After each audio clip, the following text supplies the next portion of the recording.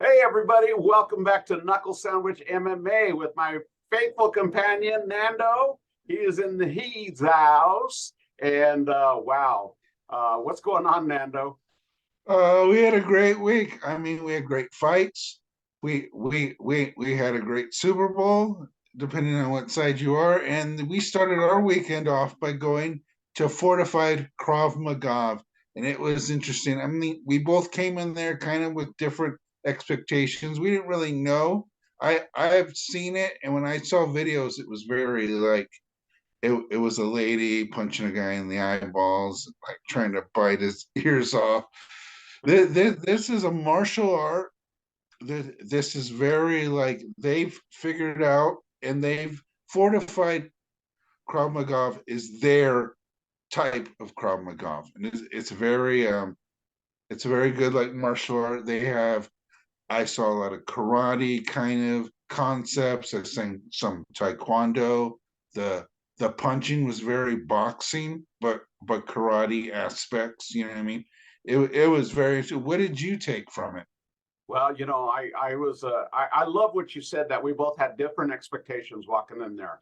And, I didn't know what to expect as far as I knew we had a videotape that do the podcast from there. So I was thinking more from that technical term of getting the camera angles at the right places and everything. But what I came out with, especially in the fortified Krav Maga circle of knowledge, Yeah, that I kept saying, you guys are giving me gold because the stuff that they were saying pertained to both you and I, Nando, and anybody else that might be interested in Krav Maga, because they were answering some very basic questions that people like you and I would have when we walk into, a gym and, and they have classes and the like. And so they answered all these questions, but in a way that was there was no intimidation. You didn't know. They said they're going to take you by the hand, but guys, we want you to watch the video, the podcast, and we released it this morning, and it is out on Knuckle Sandwich MMA on YouTube and on Facebook. You guys go check it out because it was a lot of fun. Nando and I had a blast, and yeah, you hit the pads, hey Nando? yeah. It wasn't so great, but yeah, it's got a little. Yeah, So, and we're open to all other gyms if you want us to come. and that's a great point. That's a great point because Nando and I, we're doing series on athletes and gyms. So anything that's, that people are actually learning or doing something that's in the mixed martial arts, it doesn't even have to be mixed martial arts. It could Yeah, be it could be what's Tai happening Chi, it could socially. be it could be yoga, it could be like a sports center that's teaching you how to replenish your body, not to make sore. And the other thing is they were really in on not going, like not hurting yourself and like stretching and doing these things. Yeah, and all that stuff's important because people say, "Oh man, the last time I went to the gym, I got banged up, or I was always sore, I was always this or that, and it wasn't a pleasant experience." These guys will take you literally, but watch the video. It's a great video. It's got a lot of information. Plus, it's fun. We had a blast doing it, and I having hitting the pads, man. Nando, I was gassing, bro. Yeah. We talk a big game when we're behind the computer screen about all these MMA athletes and hey, he's gassing, he's this and that, and then we get up there and actually do something. We're like, anyway. So watch the video. I'm going to put a link in this podcast to that video so you guys can go and watch it. But please don't forget, like, share, and subscribe. We love you guys to follow us and check out what we're doing every single week. Okay, guys. Now we are going on to the card this week. This is an interesting card because they had a late replacement for the main fight, and this Yes. is Andrade versus Blanchfield.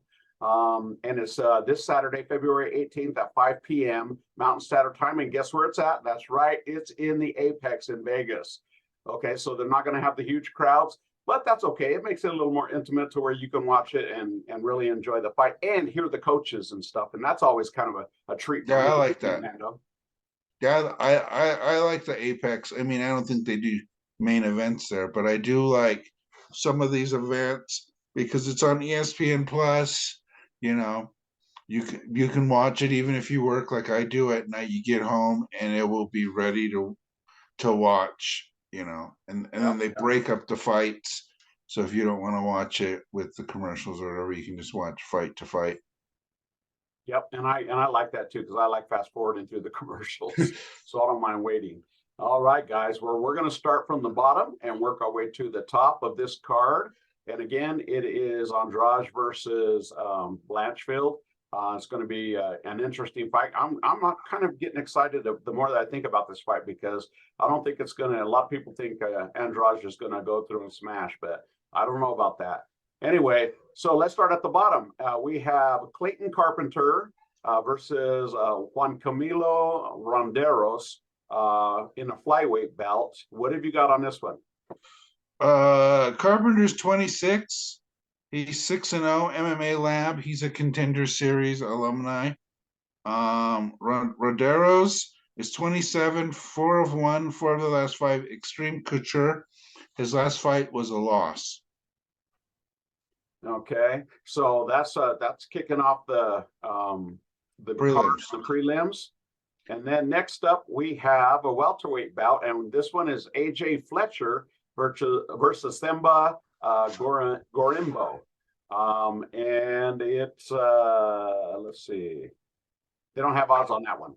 What you got for us? AJ Fletcher's 25, 9 of 2, 3 of 5. Gladiator Academy. 2 losses. He's a contender. Thembo is 32, 10 of 3, 4 of 5. He's from Panther Fighting Arts, and this is his debut.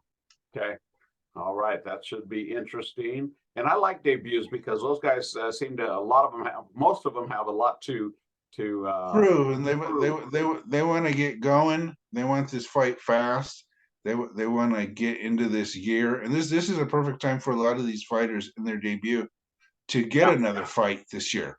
Yep. Yeah. If you're the first fight, you can make some money. You could. I mean, they still give out performance bonuses and stuff. This is your debut. You want to start. You know, if that's your job, you want to work as much as possible, right? Right, and I think what you said is great advice. I hope if any of the fighters watching Knuckle Sandwich MMA, that's great advice. If it's your debut this early in the year, there's a good chance they'll put you in another card. If you excite the fans, do a knockout, a finish of some sort, and get a fight of the night bonus. Wow, okay, that's a fast track. So I agree with you 100%, Nando. Next up, we have Owen St. Preux versus Felipe Lins, and that is a light heavyweight bout. What do you got? OSP is 39, 26, and 16, 205. Knoxville MMA. His last win was Shogun. It was a split decision, but it was a really good fight. And then Felipe Lins is 37, 15 of 5. 3 of the last 5, and his last fight was a win. Excellent. All right.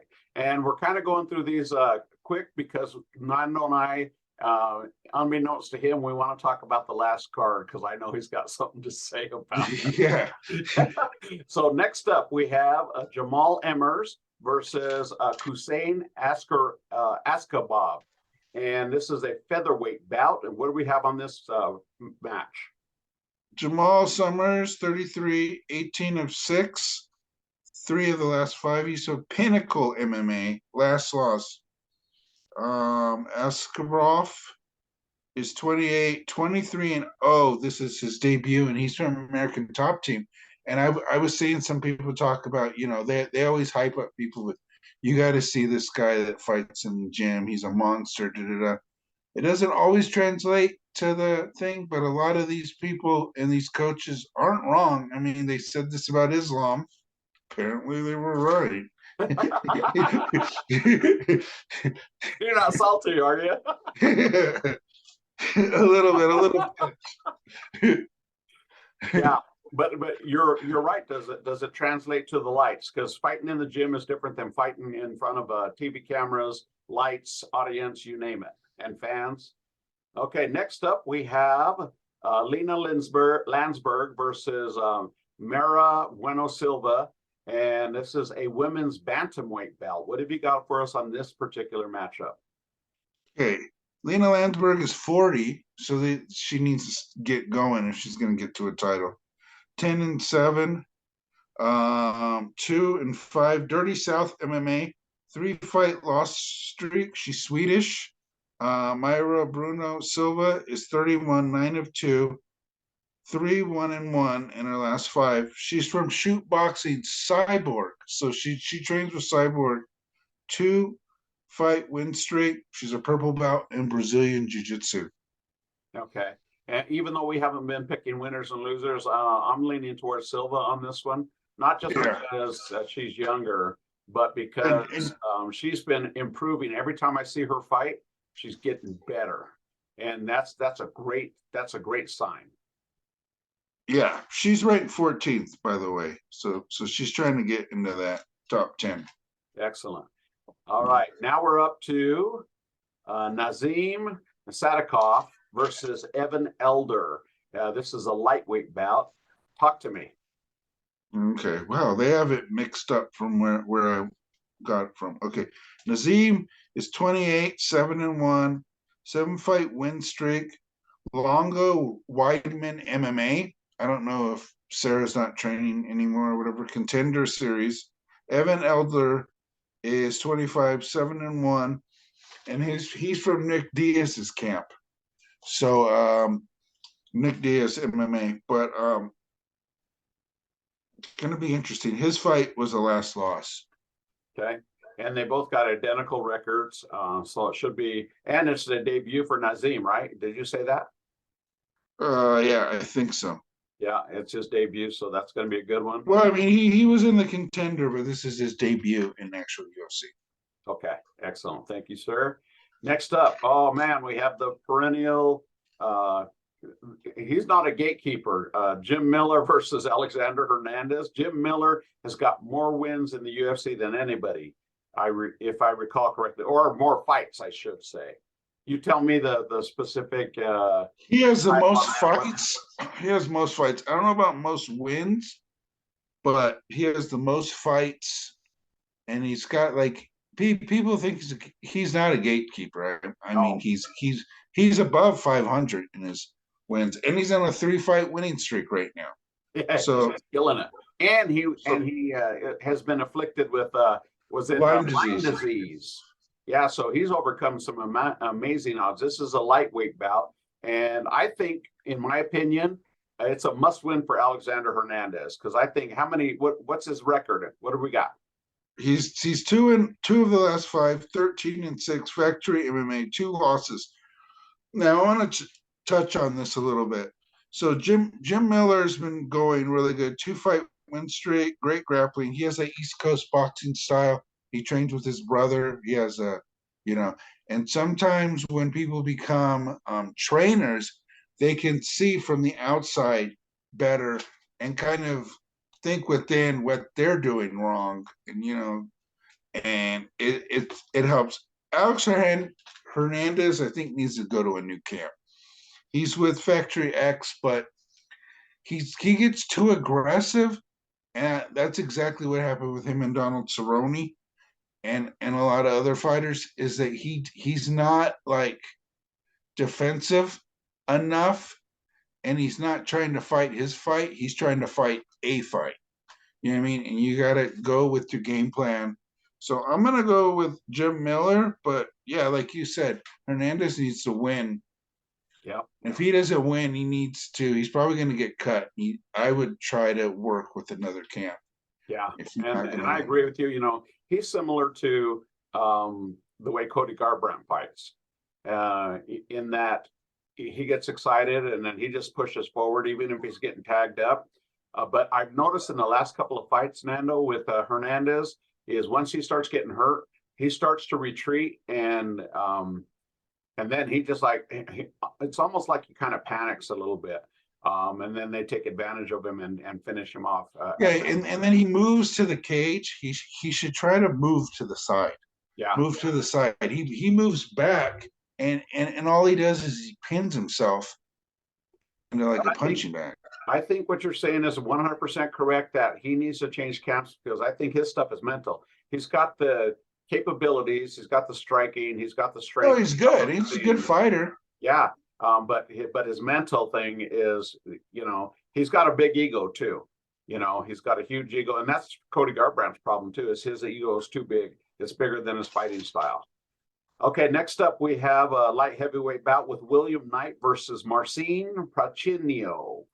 What do you got on this one?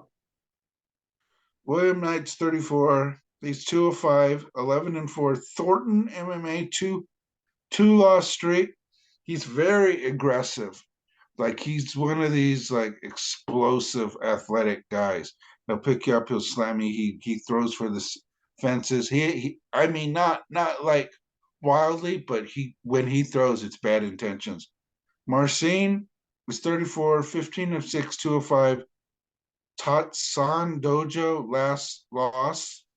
He's from the ONE FC. He has a Dutch kickboxing style that I like. But he did get a loss to Sam Alvey, and Sam Alvey doesn't have a lot of wins. So, you know what I mean? Well, I'll tell you one thing, though. Looking at William Knight, that dude has tree trunks for legs, man. I mean, those things are thick. He looks like Kevin Randleman, kind of. Yeah, he's a big dude. Every which way you slice it. All right, so next up we have a heavyweight bout. This is John Parishian versus Jamal Pogues. And what do you got on this fight? John Parishian's 33, 15-5, 3-5. He's from Scorpion Fighting System. He was in the Contenders, 2 fights. They didn't give him the first fight. And then he was in the Ultimate Fighter Heavy Hitters, which he lost. So he's been kind of moving around the UFC, trying to get in, not. He has straight jabs, knee clenches. Jamal is 27, 9-3, 4-5, Syndicate MMA. He's also from Contenders, 2 wins. He has a better stand-up style, and he has quicker stand-up, but you never know like what's gonna happen. Josh, this is the one I just watched. Josh has a kind of like with like Militech. He kind of reminds me of a Tim Sylvia, where he has those long arms. He has great punching, great kicks, but it's a little too slow. And I think that Jamal's a little faster. I don't know if he'll capitalize or not, but I'm going to go with Jamal. Okay, I think if Josh pushes Jamal up against the fence, he's going to win that fight, because he's pretty good against the fence of using his weight to keep his opponent at bay. So I think if he pushes him up, if Jamal allows him to push him up against the fence, I think Josh can win this one. All right, next up we have another one. So you're going with Josh? What's that? You're going with Josh? Yeah. Okay. Jordan Wright, he had some promise, and then he got rocked like hardcore. I like him. I like his fighting style. It's very exciting. But he's got a chin on him that I think is a little suspect.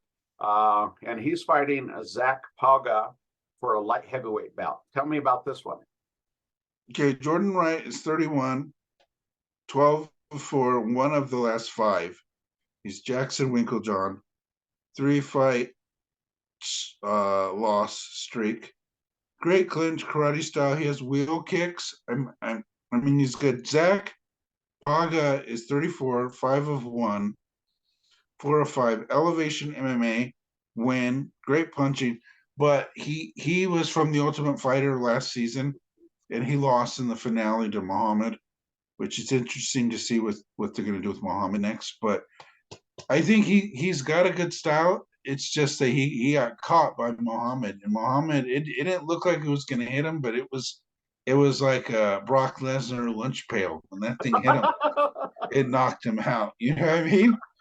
It's like his hand was just No matter where he hit him, it was going to hit him in the head. You It's know what like I'm talking it about? reminds me of those Hulk hands. Remember those Incredible Hulk hands? You put them over and they're Yeah. like big. Imagine, okay, even as we were hitting pads at Fortified Krav Maga, imagine a fist that size coming at your head. Jeez, it was Reality sets intense. in real quick. Okay, now we're up to the main fight, main match of the card, and we've got Jessica Andrade versus Erin Blanchfield with the at the women's flyweight division. What do you got on this one? Okay. Jessica Andrade is ranked third. She's trying to get back to the title. She's 31, 24 of 9, 4 of the last 5. Piranha, I don't know how you said that. Piranha Valetudo.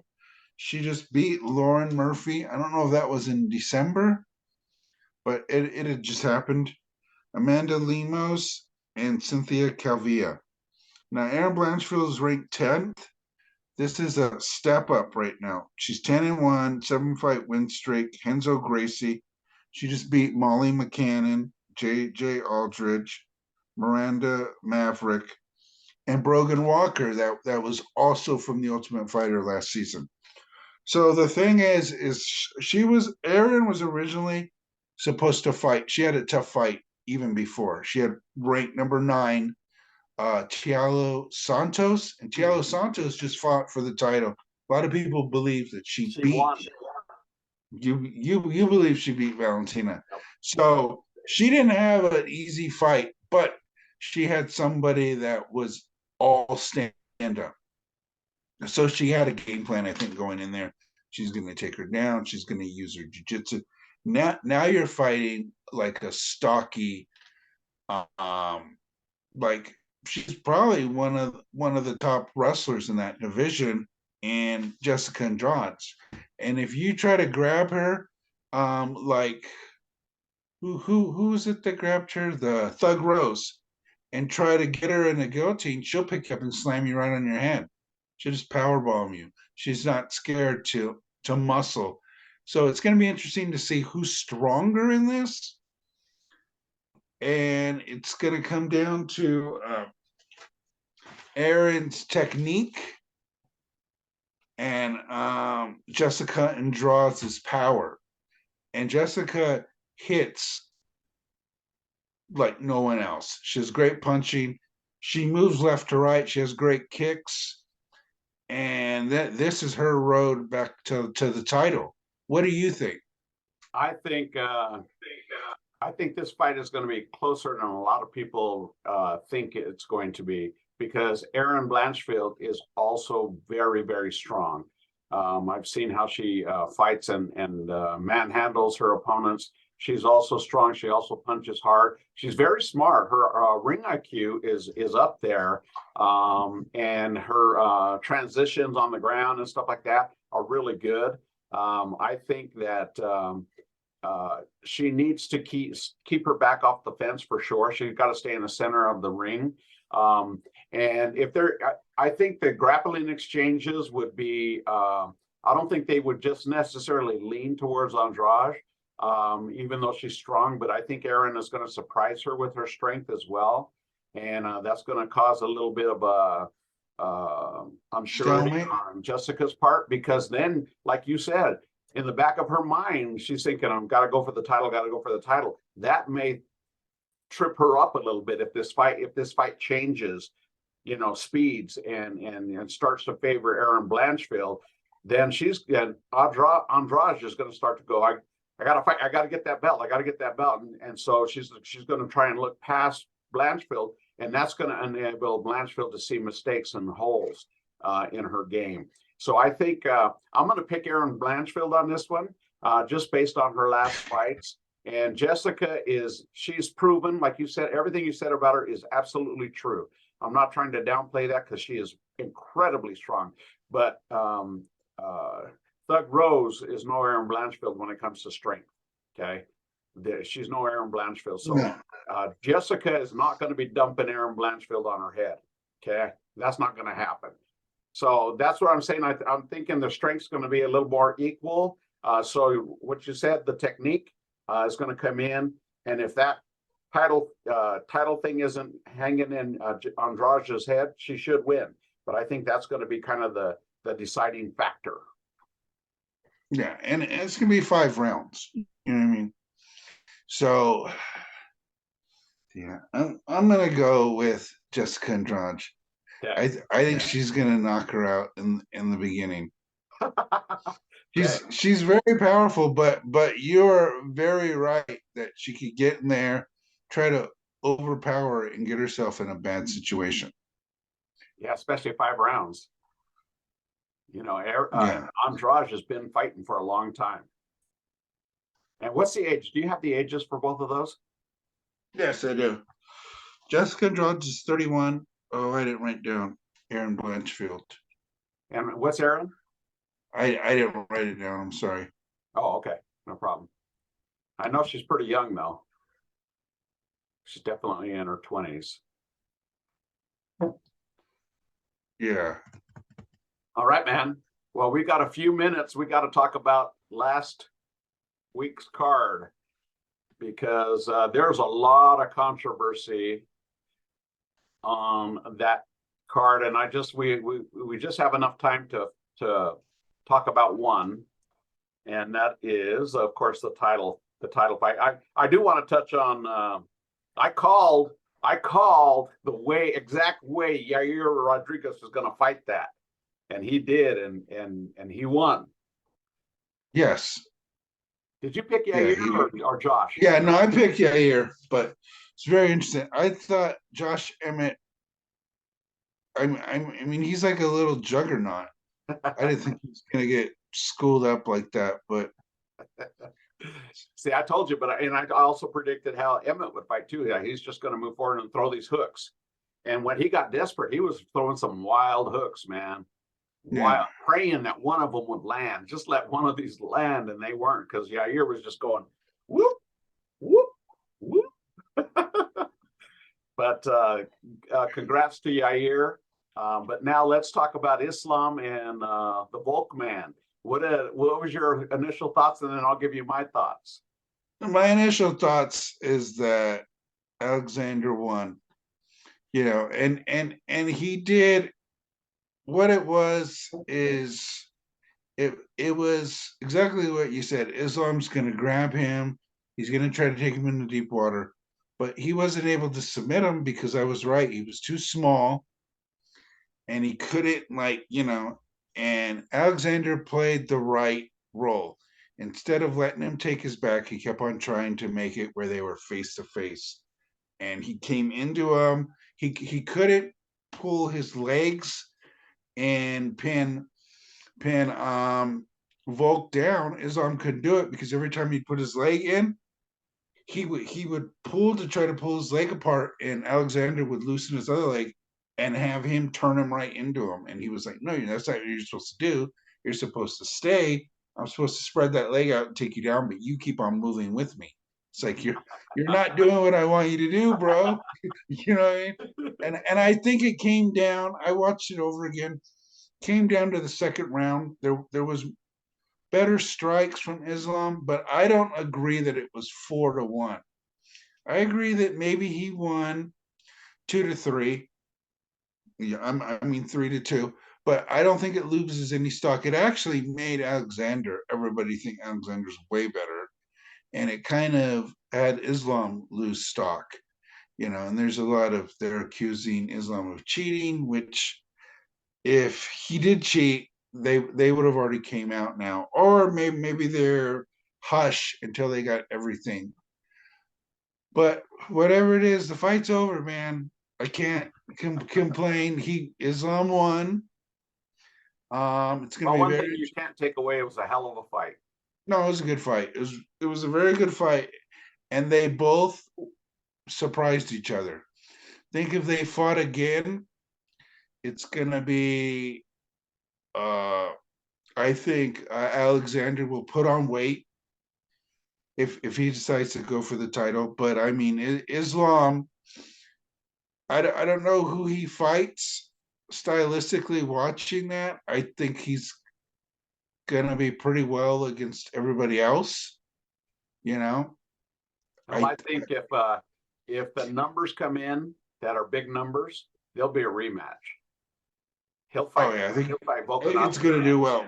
But I think that, if I was Alexander, I would have been like, he won, and you're welcome, Islam, because you're just not a big name, and I got you on the thing, and everybody, and let's see whose fight card does better next, me versus Yair, or you versus anybody. Because I'll tell you right now, I'm gonna have bigger numbers, and you're welcome, man. No problem. It ain't red panty night, but it's You are salty. Yeah. But okay. Go ahead. The one guy that surprised me was Ariel Hawani. He said Islam is no Habib. And No, I he's was like, not. wow, that's that was interesting comment that he's no Habib. But yeah, like I said, I haven't seen any numbers as far as pay-per-views go and how wide the audience was. But if it was big, then they would do another rematch, and they probably won't go to Russia while the Ukraine thing's going on. I wouldn't imagine. But I think if the numbers were really big, if they sold 1 million pay-per-views, they'll do that again. No, they won't go to Russia. They'll go to Abu Dhabi, and Yeah. they'll consider it a home fight for Islam. Yeah. Yeah. Or like Germany or somewhere that they have close. Yep. Well, yeah, that was a heck of a card, though. My boy, I picked Jack Della Maddalena, and he schooled Randy Brown. Woo-hoo-hoo! Yeah. Justin Taffa, I can't remember if I picked him or Parker Porter. I can't remember. You have the list? We got a couple of minutes left. And by the way, Blanchfield is 23. Yeah, she's young. So which one did you say, Parker? We both picked Taffa. All right. And I know I picked Alonzo Manifield, but that was a majority draw. So that's okay with me. Tyson Pedro, though, he got beat up. He got hurt. Oh yeah, Modesto. How do you say his name? Bukauskas. Yeah, Bukauskas. Yeah, that was a good fight card. I'm not salty. Congratulations, Islam. He is right though. He's not Khabib, because Khabib would have just stuck to the game plan and he would have tried to wear him down.